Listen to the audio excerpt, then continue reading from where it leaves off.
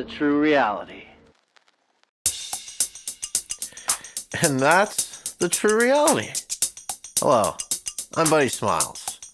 The time is 7:30 p.m. Eastern Standard on Monday, November 18th, 2024. It's mostly cloudy today with a low of 4 and a high of 9. Disgusting. Let's see some snow already. Way too warm for this time of year. I've got a great show for you today. Today I'm going to be interviewing a brew maker. And later on in the hour, we'll have our man on the street, Francois. Thank you for tuning in. Up next, our opening monologue. But first, a word for our sponsors. You know, if you were to follow a busy doctor as he makes his daily round of calls, you would find yourself having a mighty busy time keeping up with him. Time out for many men of medicine usually means just long enough to enjoy a cigarette. And because they know what a pleasure it is to smoke a mild, good-tasting cigarette, they're particular about the brand they choose. In a repeated national survey, doctors in all branches of medicine, doctors in all parts of the country were asked, "What cigarette do you smoke, doctor?" Once again, the brand named most was Camel. Yes, according to this repeated nationwide survey, more doctors smoke Camels than any other cigarette. Why not change to Camels for the next 30 days and see what a difference it makes in your smoking enjoyment? See how Camels agree with your throat. See how mild and good tasting a cigarette can be.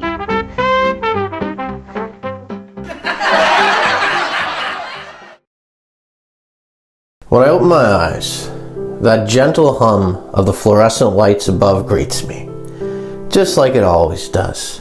It's comforting. Really, the sound is steady, reliable, always there to keep the shadows away. The sheets are perfectly crisp, tucked in snugly around me, like a cozy little cocoon. I take a deep breath, and there it is, that faint, familiar smell of disinfectant. Ah, the smell of safety. I lie still for a moment, just soaking it all in.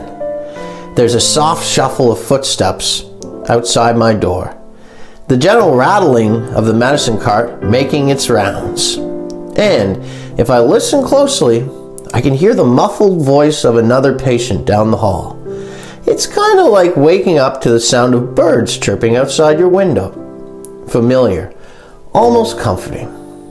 The world outside might be a wild jungle, but here it's like a well-tuned orchestra, playing the same soothing melody every day.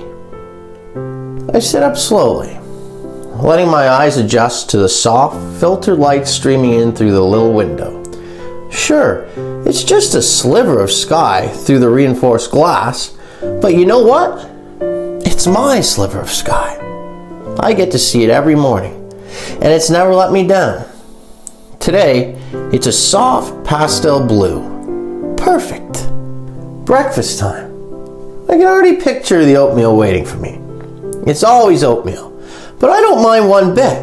I mean, who needs a surprise breakfast? Not me. There's something so wonderfully comforting about knowing what's on the menu every day. Sometimes they even sprinkle a little cinnamon on top. If today's one of those days, well, that's just the cherry on top, isn't it? I slip into my slippers, good old reliable slippers, and feel the soft warm carpet under my feet. There's something so grounding about it. I know that soon one of my favorite nurses will pop in with that cheerful smile of hers. She'll ask, "How are you doing today? Any odd thoughts?" And I'll beam back at her because, honestly, no odd thoughts here, just the usual happy ones. I feel content. No, more than that, I feel at peace. I take my time getting ready, no rush. I know exactly how today will unfold, and I wouldn't have it any other way. Soon I'll head to the dining area, see the same familiar faces, the same sleepy smiles. It's like being part of a little community where everyone understands each other. Sure, Some of the other patients might yell or cry sometimes, but hey, that's just part of the ambience. Like background noise in a cozy cafe. I've even made a few friends. We don't talk much, but we share this unspoken agreement. Life is simple here, and that's something worth smiling about. Oh, the doctor keeps talking about progress and how they want me to get back to the outside world eventually. But between you and me, I think they're missing the point. Out there, life is like trying to juggle a dozen flaming swords while riding a unicycle. In here, it's like being wrapped in a soft, warm blanket on a cold winter's day. I head towards the door with a little spring in my step. The day is waiting for me, and I already know it's going to be a good one. No surprises, no chaos, just the comfort of coffee, cigarettes, and cable TV.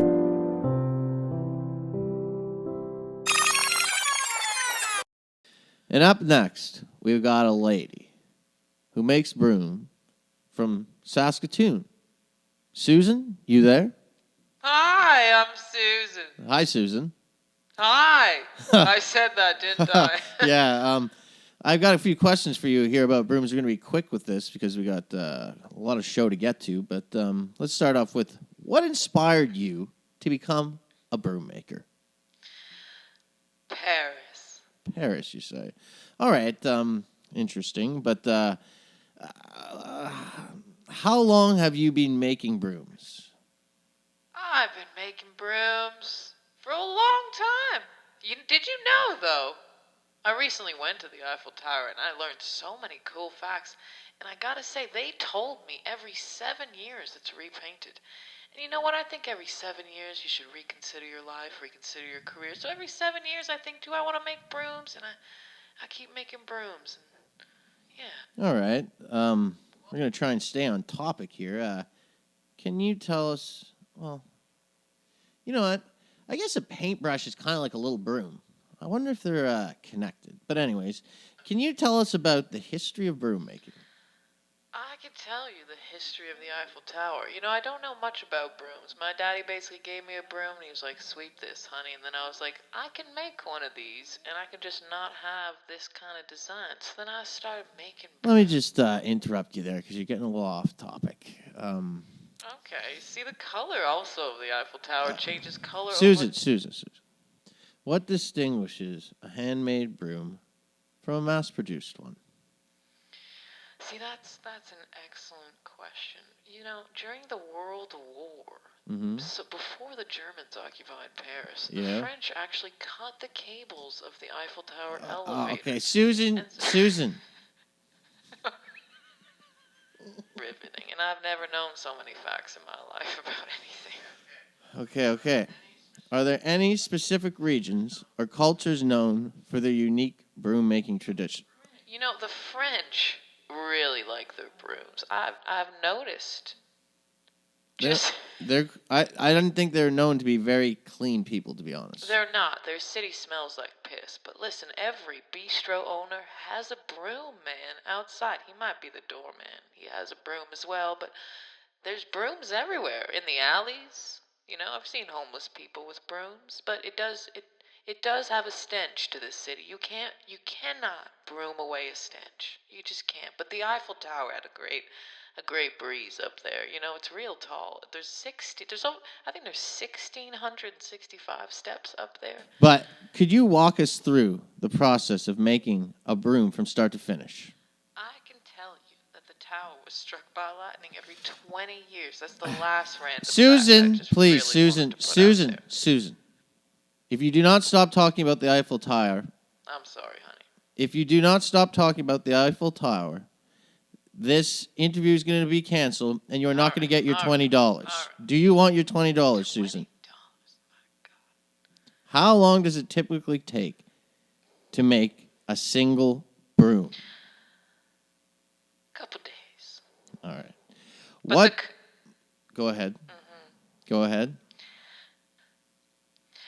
Never mind, honey. It was going to be about the Eiffel Tower, if I'm going to be honest with you. Okay, thank you. At least I guess you're still trying to be honest. Is there a particular type of wood or plant that's best for making broom handles or the bristles? You know, Try to stay on topic, please. all right, so my broom is like an Eiffel Tower. It's not going to work here. I'm sorry. This trip really was riveting. Are there different styles or types of brooms for different uses or not? I mean, it's a broom, but the Eiffel Tower. Okay, I got one fact. All right, I let's got hear one it. fact to blow all facts away. Let's hear it if you want the 20. Did you hear of the World Fair? You know what the World Fair was, you know? Yeah. Real curious things surrounded the World's Fair, let me tell you that. Well, in 1889, the World's Fair, Gustave Eiffel, he made the Eiffel Tower as a temporary structure. But listen to this, as a temporary structure Susan. that was meant to be demolished, but it wasn't. Susan. See, it doesn't seem very temporary to me. You know what I mean? All right. I've had to cut Susan off. I don't ask much for these guests. I just, want them to answer some simple questions. I put out an ad saying, looking for broom maker to interview. $20 reward once interview completion. I put that ad out. I get a response from a nice lady, a supposedly nice lady named Susan. And, I brought her on in good honors. I never did a background check or anything, but, if I would have known that this lady had such an obsession with the Eiffel Tower, I never would have had her on in the first place. Hopefully I learned my lesson, and next time I'll do a more thorough background check of the guests. Oh my gosh! Bugs got you down? Are ants invading your picnic? Mosquitoes buzzing around your barbecue? Well, don't just swat, obliterate with DDT. Yes, folks, DDT, the miracle of modern chemistry, is here to save the day. One spritz, and bam, those pesky pests are gone faster than you can say, pass me the potato salad. I use DDT everywhere. Around the house, in the garden, even on my husband's fishing trips. No bugs, no bites, no bother. And that's not all. DDT is so safe and effective, it's practically a member of the family. Sprinkle it in your crops, spray it in your kitchen, or dust your dog. The bugs don't stand a chance. So, why wait? Join the millions who trust DDT for a cleaner, bug-free life. Pick up a can today and say goodbye to pests forever. DDT, it's dynamite, kills those bugs, makes your home just right. DDT, the name to trust for a pest-free life, it's a must. DDT, because nothing says peace of mind like a bug-free world. And that's the true reality. I've got on a shirt and pants, a winter hat, socks and underwear, of course, a wool cardigan. My power's out. I spent all the rent money on tasty treats. I don't know if you can hear the generator in the background. I'm sitting by candlelight, eating a can of beans. Tonight, I'm going to sleep in the living room, in a sleeping bag. I'm prepping. I'm prepping to be a homeless person. Thanks to this inflation and my love for candy. To be honest, inflation hasn't really affected me. But I have eaten so much candy, my teeth are as black as the financial hole I've dug myself into. Or, I guess, eaten myself into. Anywho, enough about me. Up next, we will hear the word from the street.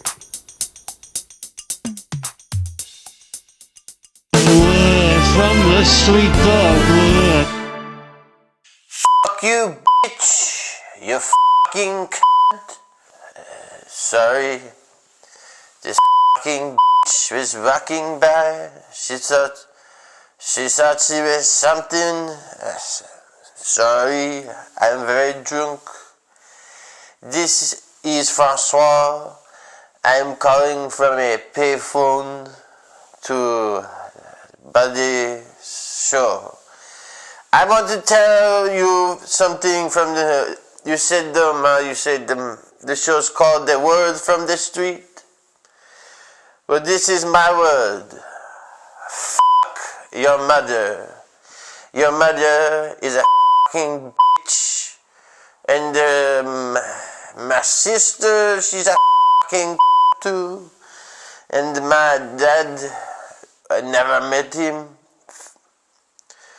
And I say to all the mothers out there, fuck you, fucking bitch, fucking hoes. I hate you fucking son of a hoes. I'm not paying child support. That is not what I will do. I do not owe you anything. I fucked you and I left you in the alleyway. Now you think I should pay? I am not paying. I'm a man, and a man does not pay a fucking whore. You fucking bitch. I spit on your fucking face. You think you're going to tell me, I love you, but I love you, Francois. Oh, you love me? You know who else loves me? I love me. I love me more than I ever love you, you fucking bitch. Don't ever try to get the child support from me. You'll probably fuck 16 you fucking cunt. You want to fuck me? You want to fuck me like I fucked you? How do I know it's my baby? You cannot tell me it is mine. I will fucking kill myself if you ever try to put me into the court of law. I do not owe you a thing, bitch, and I will not pay. So fuck you. And the horse you came in on, you can fuck it up the ass too, you fucking bitch. Word from the street dog.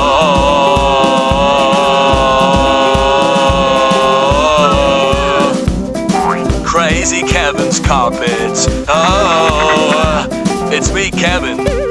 Come get a carpet. Do it. Buy my carpets. Do it. Do it. Oh, Crazy Kevin's carpets. Oh.